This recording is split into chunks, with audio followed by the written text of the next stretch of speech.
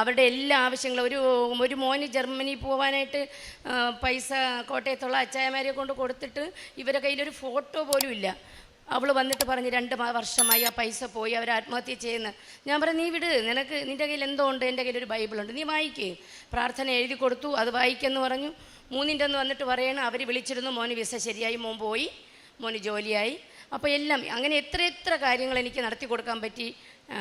എല്ലാം എനിക്കറിയില്ല, എനിക്ക് വളരെ പെട്ടെന്ന് തന്നു. 90 ദിവസം കഴിഞ്ഞ് ഞാൻ ഇവിടെ വരുമ്പം ഞാൻ 100% പെർഫെക്റ്റാണ്.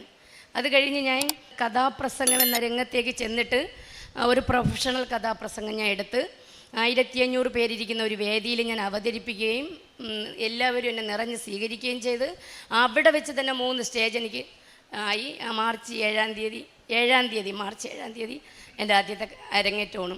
അപ്പോൾ ഇതെല്ലാം തന്ന അമ്മയോടും തിരുകുമാരനോടും നന്ദി പറയുന്നു. ചെറുതിൽ എനിക്ക് വിശ്വാസമുണ്ട്.